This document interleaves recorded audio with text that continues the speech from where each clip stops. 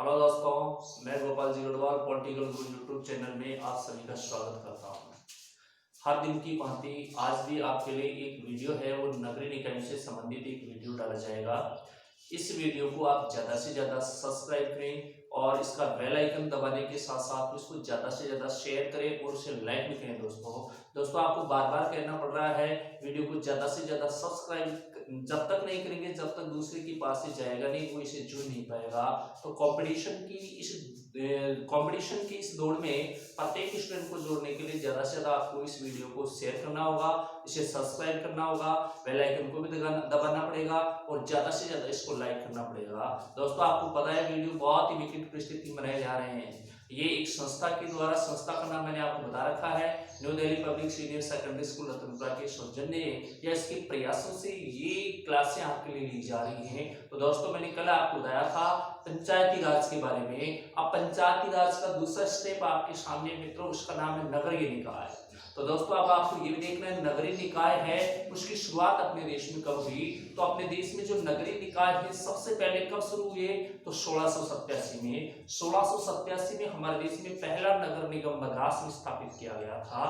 तो अपने देश में नगरीय निकायों की यदि अपन बात करें तो 1687 से चल रहा है। और पहला जो नगर निगम बना था कौन से प्रांत में, मद्रास। दूसरा नगर निगम बना बंबई में बना, वो बना था 1726 में बना। इस नगरीय निकायों को 1919 के मॉन्टेग्यू चेम्सफोर्ड सुधार अधिनियम के माध्यम से दोस्तों इसको एक वैधानिक मान्यता दी गई थी, कानूनी रूप से इसको क्या दी गई थी, मान्यता दी गई। लेकिन राजस्थान की मित्रों पर बात करें तो राजस्थान में सबसे पहले नगरीय निकायों की शुरुआत कब हुई, तो राजस्थान में नगरीय निकाय की शुरुआत सबसे पहले 1864 में हुई थी। तो 1864 में इसकी शुरुआत कहां से हुई, तो दोस्तों इसकी शुरुआत हुई थी माउंट आबू।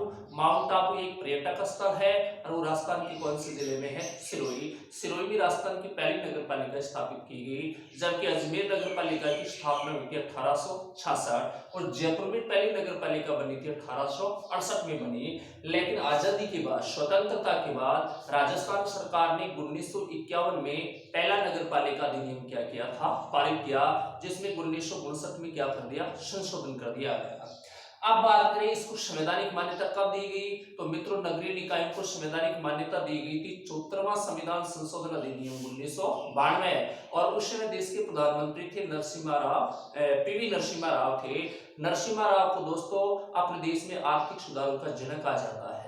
यानी हमारे देश में उदारीकरण या वैश्वीकरण की जो प्रक्रिया है उसको लागू करने वाला देश का प्रधानमंत्री था पीवी नरसिम्हा राव। और बाबरी मस्जिद जो विवाद हुआ था 1992 में, उस समय देश का प्रधानमंत्री कौन था, नरसिम्हा राव ही था। तो नरसिम्हा राव सरकार ने 74वां संशोधन अधिनियम 1992 में पारित किया था और वो लागू हुआ था 1 जून 1993 को लागू हुआ। और इसी नगर पालिका है, नगरीय निकायों का उल्लेख दोस्तों कौन से संविधान के भाग में किया गया, तो संविधान का भाग है 9 के। संविधान के भाग 9 के में इन नगरीय निकायों का उल्लेख किया गया तथा आर्टिकल इसका कितना रखा गया, तो आर्टिकल है 243 पी से लेकर जेड जी, जिसको अपनी भाषा में ये भी बोल सकते हैं, जेड जी कह सकते हैं। 243 पी से लेकर 243 जेड जी के बीच इसका क्या किया गया, उल्लेख। संविधान में एक अनुसूची भी जोड़ी गई और वो अनुसूची है 12वीं अनुसूची में इसको 18 प्रकार के कार्य सौंपे गए, जबकि पंचायती राज संस्थाओं के लिए संविधान में 11वीं अनुसूची जोड़ी गई थी और उस 11वीं अनुसूची में पंचायती राज संस्थाओं को 29 प्रकार के कार्य सौंपे गए हैं। अब इससे मित्रों थोड़ा सा और आगे चलते हैं। अब अपने पास में यह था संवैधानिक मान्यता देने के बाद अब आपको यह है वही चीज देखनी है, नगरीय निकायों की योग्यता क्या है, आरक्षण कितना है, कितने स्तर पे गठित है, ये चीजें आपको देखनी है। तो सबसे पहले एक चीज और देख लें आप, ब्रिटिश भारत में 1924 में कंटोनमेंट एक्ट पारित किया था।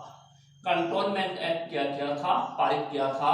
यानी कंटोनमेंट एक्ट है ब्रिटिश भारत में कब पारित हुआ था, 1924 में। इस एक्ट के तहत है रक्षा मंत्रालय, रक्षा जो मंत्रालय की यदि अपन बात करें तो रक्षा मंत्रालय के अधीन छावनी जो मंडल है, छावनी मंडल की यदि अपन बात करें तो राजस्थान में वर्तमान में छावनी मंडल कितना है, एक। वो कहाँ है, नशीराबाद में है।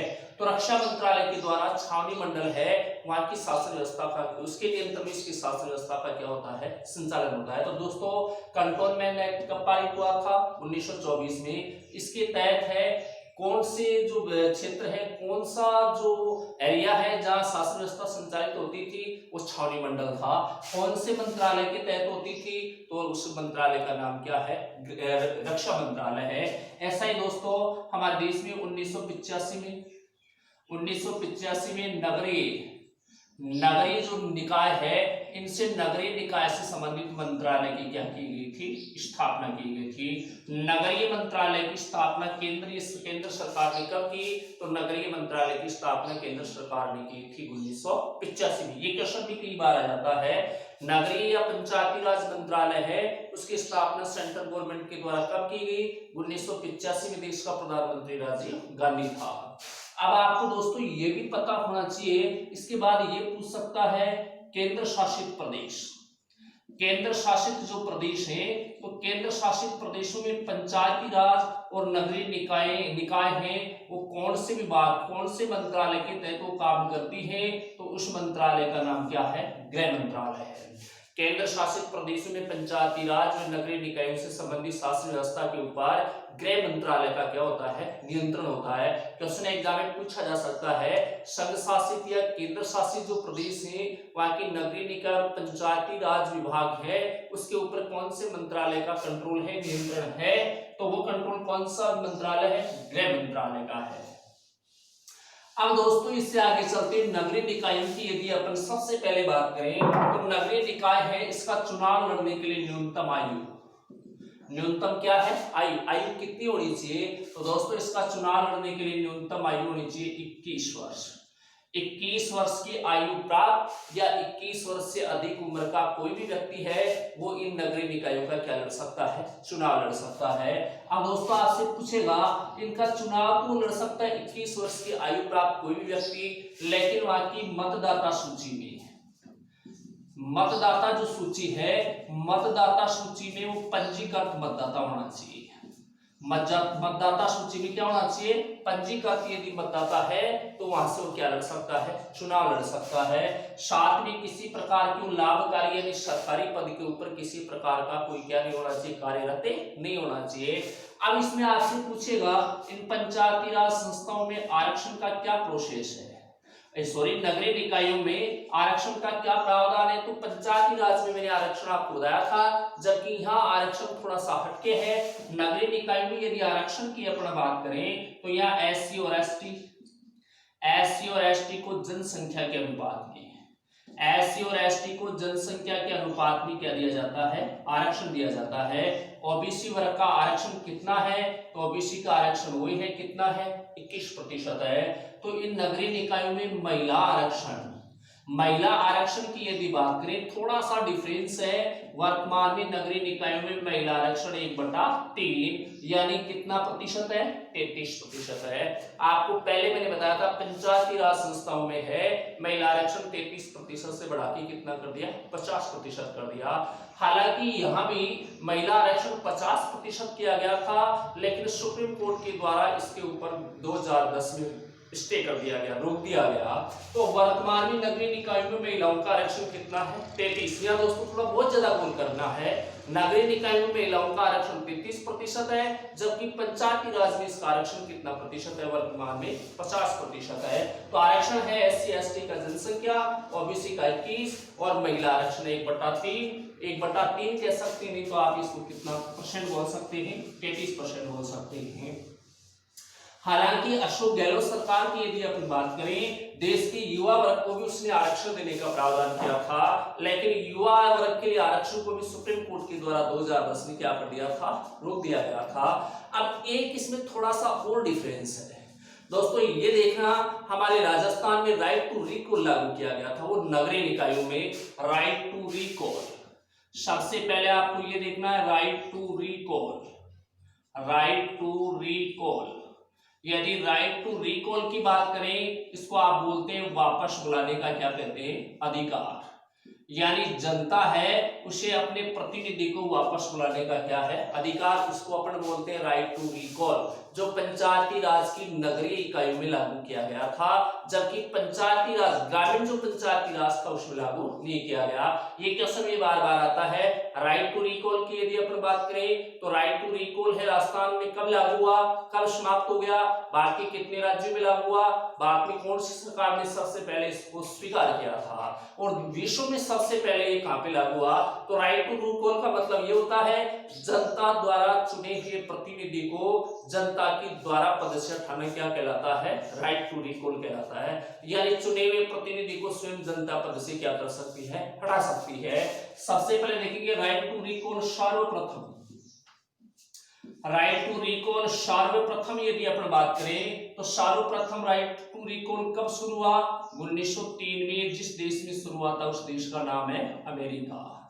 विश्व में सबसे पहले राइट टू रिकॉल की यदि अपन बात करें तो राइट टू रिकॉल सबसे पहले शुरू हुआ था 1903, और 1903 में जिस देश में शुरू हुआ था वो देश कौन सा था, अमेरिका। एक बात, एक कंसेप्ट आपका क्लियर हो गया, यानी राइट टू रिकॉल सबसे पहले दुनिया की कौन से देश में चला, तो अमेरिका में, और कब चला, तो 1903। अब आपके सामने वो बात पूछेगा भारत सरकार ने राइट टू रिकॉल को अपने कार्य एजेंडा में कब स्वीकार किया, सबसे बड़ी बात है। तो भारत सरकार की यदि अपन बात करें, भारत सरकार के द्वारा है, भारत सरकार है तो भारत सरकार राइट टू रिकॉल की यदि अपन बात करें, भारत सरकार ने 1997 में इसे अपने कार्य एजेंडा में क्या किया था, शामिल किया था। राइट टू रिकॉल को भारत सरकार ने कब अपने कार्य एजेंडा में शामिल किया, तो कार्य एजेंडा में शामिल किया था 1997। लेकिन फिर अगला स्टेप आपके सामने रखेगा दोस्तों, क्या रखेगा कि राइट टू रिकॉल को लागू करने वाला भारत का पहला राज्य कौन सा था। तो राइट टू रिकॉल भारत के कितने राज्यों में लागू किया गया, 3 ही राज्य हैं ऐसे।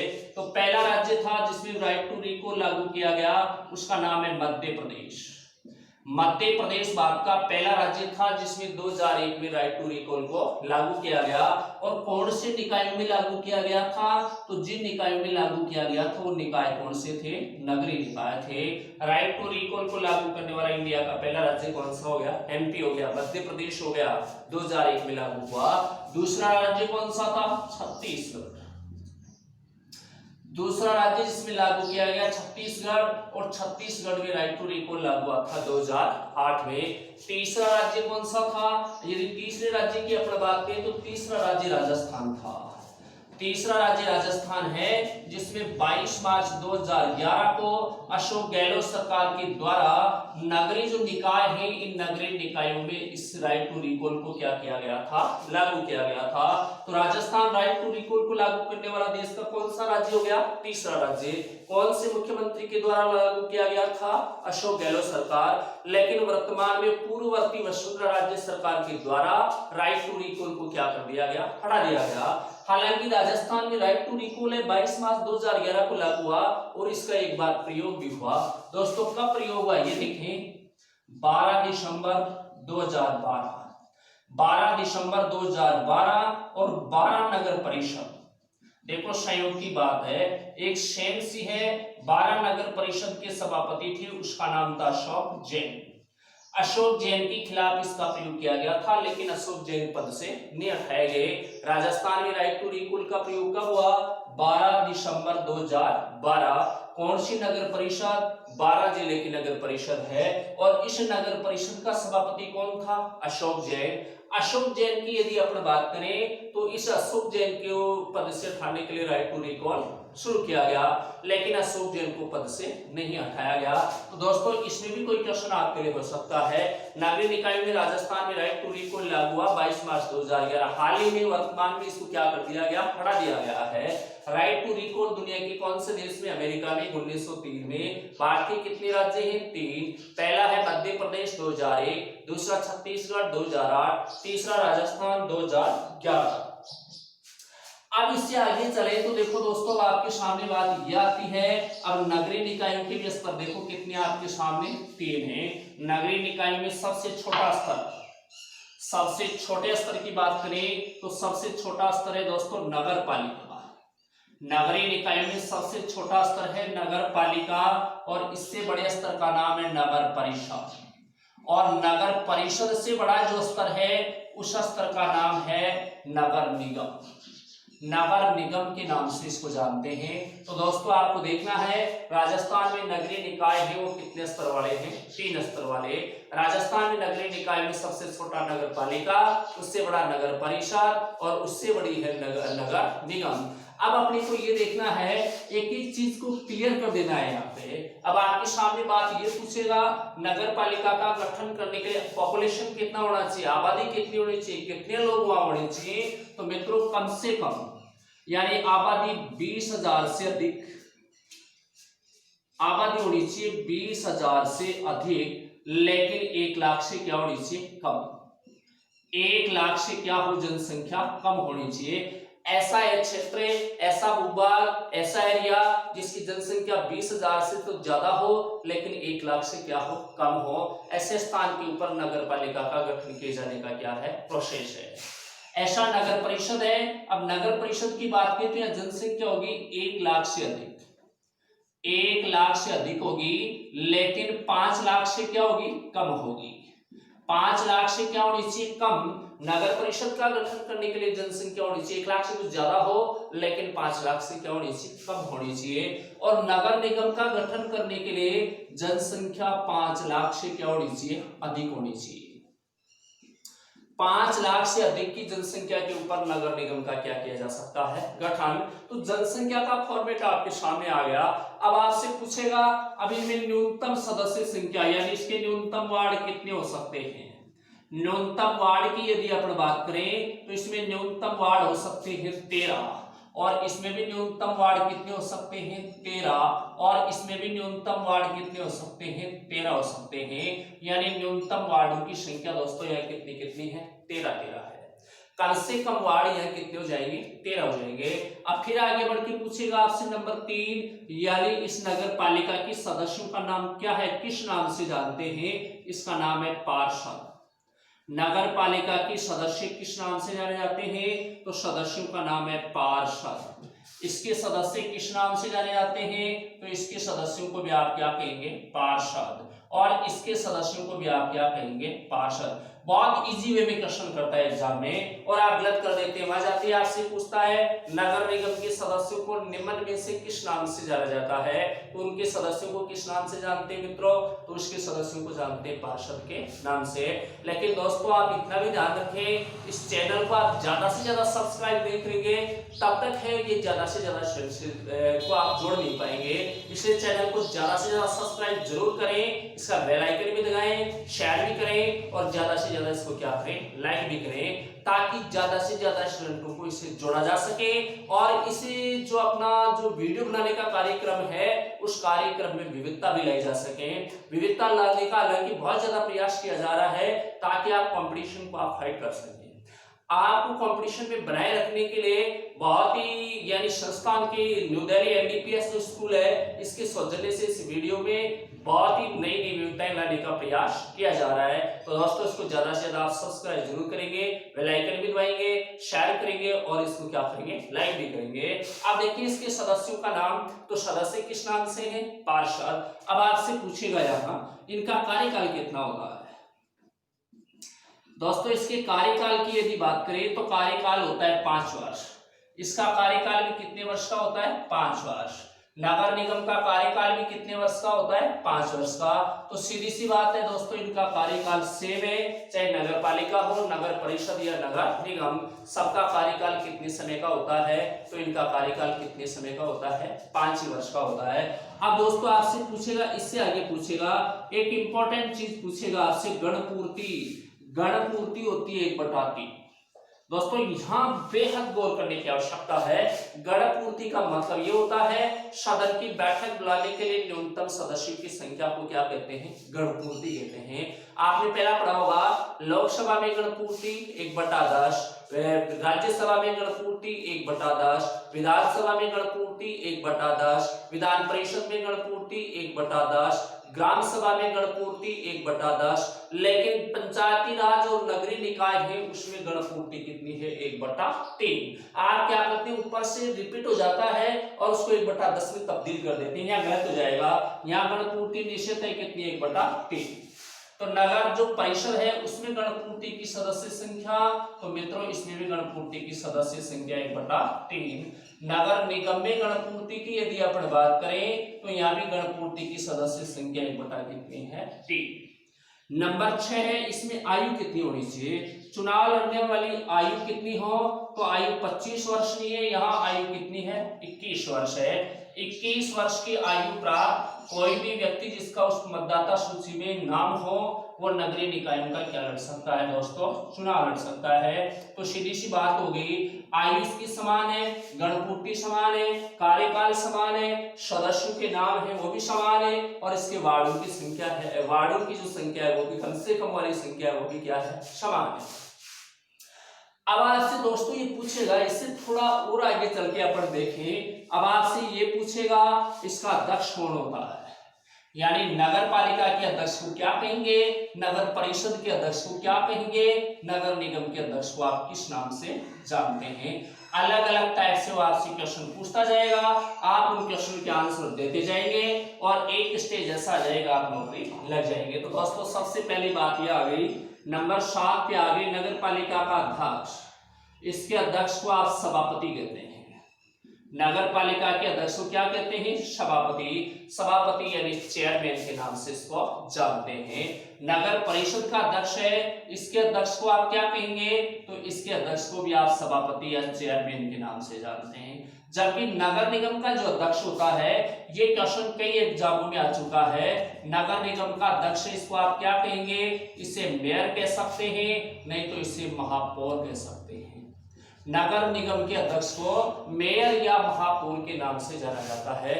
कई एग्जामों में क्वेश्चन पूछा हुआ है, नगर निगम के अध्यक्ष को कहा जाता है, तो सीधी सी बात है नगर निगम के अध्यक्ष को मेयर कह सकते हैं, नहीं तो इसको आप क्या कह सकते हैं? महापौर कह सकते हैं। अब आपके सामने आएगी नंबर 8, आगे बात आ गई। नंबर 8 है उपाध्यक्ष। यदि आप उपाध्यक्ष की बात करें उसका नाम है उपसभापति। उपसभापति के नाम से जानते हैं। इसके उपाध्यक्ष को भी आप कहेंगे, नगर परिषद के उपाध्यक्ष को भी क्या कहेंगे? उपसभापति। लेकिन नगर निगम का जो उपाध्यक्ष है, नगर निगम का उपाध्यक्ष की यहां बात करेंगे अपन, तो इसके उपाध्यक्ष को आप किस नाम से जानेंगे मित्रों? उसका नाम है उप महापौर। उप महापौर कह सकते हैं या उप मेयर के नाम से इसको जान सकते हैं। ये इसका कौन होता है? उपाध्यक्ष होता है। अब आपसे पूछा जाए इन नगरीय निकायों की जो सदस्य हैं इसका चुनाव कौन करता है? तो मित्रों सीधी सी बात है, नगरीय निकायों के जो भी सदस्य होते हैं इनका चुनाव उस क्षेत्र के वयस्क मतदाताओं के द्वारा किया जाता है। सदस्य जो होते हैं, पार्षद होते हैं, उन पार्षदों का चुनाव कौन करते हैं? उस क्षेत्र के वयस्क मतदाता हैं, उनके द्वारा वो निर्वाचित होते हैं।